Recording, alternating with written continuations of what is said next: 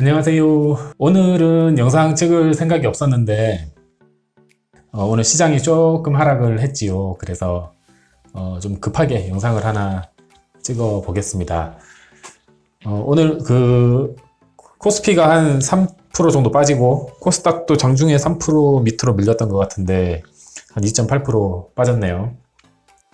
이게 되게 큰 하락은 아니에요. 아시다시피 되게 큰 하락은 아니고 그냥 살짝 이제 좀 조정을 줬구나 그렇게 보시면 되는 정도인데, 이게 이제 투자를 시작하신 지 얼마 안 되시는 분들이나 아니면은 최근에 이제 약간 작년 가을 이후로 약간 상승장에 취해 계시던 분들한테는 살짝 아플 수도 있는 그 정도 수준의 조정이지요. 주식 투자자 입장에서는 시장이 이렇게 빠지는 것보다는 계속 오르는 게 좋죠. 당연히 빨간불이 좋은데, 이것도 이제 오해하시면 안 될 텐데, 시장이 이렇게 빠지는 거는 우리가 계절이 봄, 여름, 가을, 겨울이 계절이 있듯이 시장이 빠지는 거는 당연한 거예요.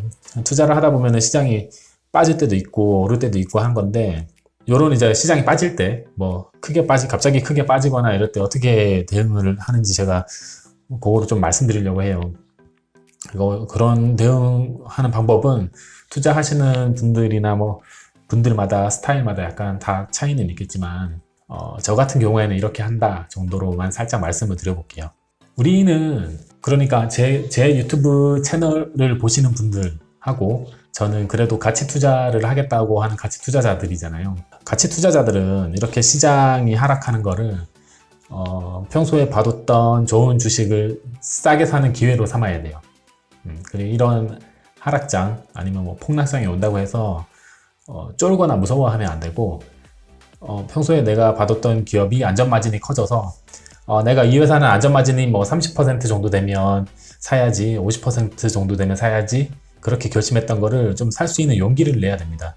이렇게 말씀하시는 분들도 계세요. 시장이 이게 크게 빠지기 시작하면 어디까지 빠질지 모른다. 그러니까 섣불리 들어가지 마라 라고 하셨는데, 이게 오늘 이렇게 빠지고 내일부터 또 쭉 날아갈 수도 있는 거고, 그렇죠?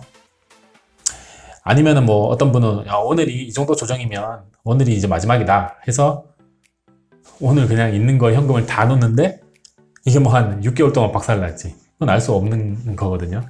그래서 저의 기본적인 생각은 마켓 타이밍, 근데 제가 늘 말씀드리는 거, 마켓 타이밍, 그러니까 언제까지 이게 빠지고 오른다, 또 얼마만큼 빠지고 오른다를 능력자분들은 아시겠지만 저는 몰라요. 아마 저를 비롯해서 저처럼 평범하게 투자하시는 분들은 모를 거예요, 그걸. 그렇기 때문에 그냥 이런 시장 외부 상황이 어떻든 간에 내가 평소에 봐뒀던 기업이 싸지면 사고 비싸면 파는 거예요, 그냥. 시장이 폭락해가지고 싼 기업들이 많이 나오면 조금씩 사는 게 좋겠죠. 그러면 내가 현금을 다 썼는데 시장이 계속 빠지면 어떡하냐? 그럴 땐 그냥 버티는 겁니다. 그런데 아마 추세 추종 하시는 분들은 제 얘기를 동의를 또 못 하실 거예요. 저는 추세 추종 하시는 분들 투자 스타일도 인정을 하거든요. 그분들은 이제 꺾이기 시작하면은 미리 이제 나온다, 이 마인드죠. 더 크게 손실 입기 전에 꺾이기 시작하면 나오고, 또 하락하다가 상승이 시작되면 그때 올라타서 추세가 꺾이기 전까지 홀드한다, 그 전략인데, 저는 그분들 전략도 인정을 합니다. 물론 저는 그렇게 마켓 타이밍을 못 맞추기 때문에 같이 투자를 하는 거지만, 타이밍을 맞출 수 있고 그런 재능이 있는 분들은 자기 재능껏 하시면 됩니다. 네, 하시면 되고, 그리고 오늘뿐만 아니고 이번 주 들어서 계속 미중 무역 전쟁 관련해서 뉴스가 엄청나게 나오죠. 저희 있는 텔레그램 톡방도 그렇고 여기저기 단톡방이나 주변에 투자하는 형들이 미중 무역 전쟁 얘기를 많이 하세요. 물론 중요한 이슈죠. 우리나라는 무역으로 먹고 사는 나라니까. 그런데 가치 투자자라면 너무 그런 소음이나 휩소에 흔들릴 필요가 없어요. 이런 미중 무역 전쟁 정도 되는 이슈는 정말 많았잖아요. 주식 투자 오래 하신 분들은 아시죠. 뭐 있을까요? 당장 떠오르는 게 없는데, 2010년대 초반에는 유럽 리세션 관련해서도 그거 갖고도 엄청 또 공포로 몰아넣고 그런 공포로 몰아넣는 타이밍들이 한 번씩 있어요. 그런 거 예측해서 미중 무역 전쟁이 뭐 어떻게 되니 예측을 하는 게 무의미할 거예요. 무의미할 거고 그냥 그걸로 인해서 지수가 오르니 내리니 예측하는 거는 저는 못합니다. 저는 못하니까 그냥 내가 평소에 10,000원의 가치가 있다고 생각한 주식이 7,000원이었는데 이런 기회로 인해서 뭐 6,000원, 5,000원, 4,000원으로 빠지면 사야지. 4,000원 빠지면 사야지 했던 거를 4,000원 빠지면 사고 뭐 더 떨어지면 그냥 기다리는 거고 좀 물려있는 상태로 기다리는 거죠. 뭐 언젠간 올라올 테니까 그냥 그런 식으로 하는 게 맞다고 봐요. 너무 막 이런 시장 등락에 공포감을 느낄 필요는 없어요. 제가 블로그에 글을 열심히 요새 안 쓰죠. 쓰고 싶은 얘기는 되게 많은데 글을 잘 안 쓰죠. 제가 이거를 2015년 12월 2일날 글을 하나 썼는 건데 아마 제 블로그를 오랫동안 보신 분들은 이 글을 아실 거예요. 제가 하도 뿌려대가지고. 네, 이제 처음 보시는 분들한테 잠깐 소개를 드리자면 2015년 8월 여름에 시장 폭락이 한번 있었습니다. 이때 이제 한 달 좀 됐나? 한 달 정도 기간 동안 시장이 20%가 빠졌고 일주일 동안 마지막 클라이막스 때 시장이 16%가 빠졌어요. 이때 상한가가 15%일 때니까 많이 빠진 거죠, 되게. 그래서 저는 이때도 제가 아까 전에 말씀드렸던 거랑 똑같은 전략으로 대응을 했고요. 그냥 현금 조금 있던 거 봐두던 기업 싸지면 조금씩 샀고 그리고 뭘 했냐 그냥 버텼습니다. 그래서 여기 보면은 이렇게 시장이 폭락할 때 사람들이 대체로 손절매를 하거나 아니면은 그냥 가만히 있거나 가만히 있다가 내가 생각한 안전마진이 생겼다.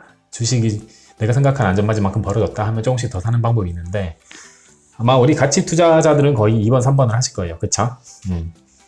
그리고 손절매 같은 경우에는 정말 추세 추종 잘 하시고 아니면 데이 트레이드를 하시더라도 추세 추종하고 데이 트레이드는 다릅니다. 그래서 아무튼 손절매 빨리빨리 큰 손실 있기 전에 빨리빨리 잘 하시는 분들은 손절매를 하시는 게 맞죠. 그분들은 그 재능의 영역입니다. 거기는 우리 가치 투자자들은 재능 없잖아요. 재능 없으니까 손절매 이런 거는 안 하는 게 좋고 가급적. 그리고 제일 이제 좀 안타까운 분들이 그 시장 조정이 갈무리 될 때 손절하신 분들 거의 여기 갈무리 되기 한 이틀 전에 손절하신 분들 갑자기 시장 날아가면 이제 그냥 주식 털렸다 그러죠. 주식 털린 거죠.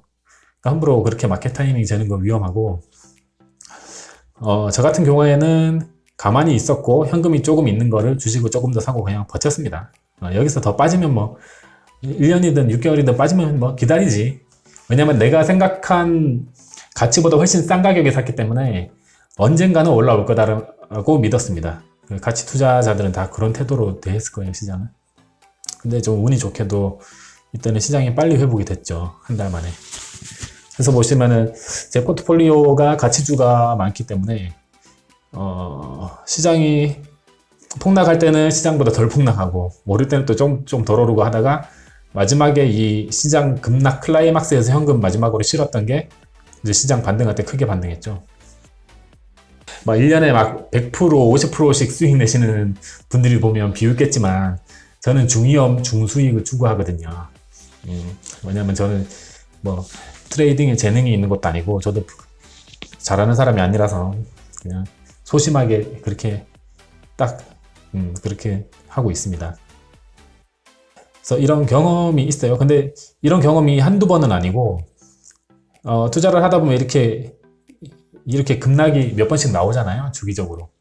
항상 이런 식으로 대했고 그래서 지금까지 운 좋게 시장에서 아웃이 안 되고 잘 투자를 하고 있습니다. 급락을 했을 때 저렇게 시장이 급락을 하고 내가 보고 있는 기업의 가치보다 훨씬 주식들이 싸게 나올 때는 사서 버티는 게 맞는 것 같습니다. 가치보다 훨씬 싼데 그거를 손절매를 하는 경우에는 그러다 날아가면 어떡해요, 시장이. 그럼 그냥 털리잖아요. 대체로 이렇게 대응하는 게 맞았던 것 같습니다. 그러니까 오늘은 시장이 이렇게 좀 빠져가지고 급하게 방송을 녹화를 하는데 사실 이게 시장이 빠졌다고 보기도 힘들어요.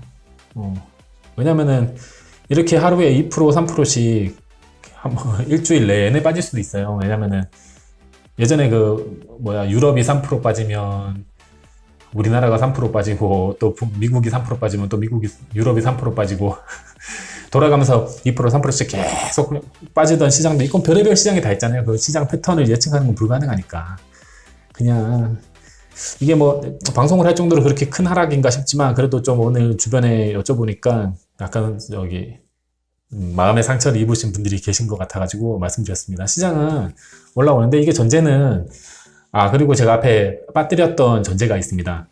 이렇게 하락장에서 홀딩을 할 수 있고 그리고 현금이 있는 추가 현금을 투입할 수 있는 용기는 평소에 그러니까 시장 급락이 나오기 전에 평소에 기업 분석을 많이 해 놓으셔야 돼요. 지금 이렇게 하락이 나오는 거 완전 급락이 나오는 거 전시 상황이잖아요. 가치 투자자가 유일하게 그 시장을 보고 있는 날일 거야 아마 주식 살려고. 보통 이렇게 화면 앞에 잘 안 붙어 있죠 가치 투자자들. 화면 앞에 붙어 있는 날인데 이렇게 전시에 대응을 하려면은 평시에 기업을 많이 분석을 해서 많이 깔아놓고 내가 분석하고 있는 기업들을 최소한 50개 이상은 섹터별로 이 기업의 안전마진이 어느 정도 되고 적정가가 어느 정도다 하는 거는 좀 쫙 깔아 놓을 필요가 있습니다. 그래야 이렇게 시장 급락이 나올 때 홀딩을 하든 추가 매수를 하든 아니면 진짜로 뭐 받고 있는 영향 때문에 펀더멘털에 영향을 미쳐서 회사가 진짜로 안 좋아질 수 있어서 손절을 한다든지 뭐 그런 여러 가지 대응을 할 수 있어요. 그래서 평소에 좀 기업 분석을 열심히 해놓고 내재 가치 산출을 많이 해놓고 이제 적정가를 다 뽑아 놓는 게 좋죠. 그게 제가 드리고 싶은 말씀이고 너무 동요하거나 그럴 필요는 없습니다. 이게 만약에 우리가 시장이 뭐 한 20% 빠져가지고 현금을 다 썼어요. 더 이상 현금이 없어. 근데 거기서 시장이 뭐 진짜 한 1000포인트 밑으로 빠져. 그러면 어쩔 수 없어요. 그냥 두들겨 맞고 버티는 수밖에 없습니다. 그렇지만 다음번 반등할 때는 반드시 우리가 좋은 기업을 싸게 샀고 그 기업이 시장 외부 요인과 관계없이 꾸준히 성장할 수 있다면은 그 두들겨 맞은 거는 반드시 올라와서 회복이 되니까 너무 걱정하실 필요는 없을 것 같습니다. 그리고 그 투자 모임들 가면은 장이 좋을 때는 그러는데 또 장이 안 좋으면 주식이 사기다 그러고 장이 좋으면 막 또 가치 투자자들이 바보다 그러고 막 그러는데 그런 뭐 사람들 그런 얘기하는 거는 너무 휩쓸릴 필요가 없고요. 어쨌든 오늘 좀 급하게 하나 찍어봤습니다.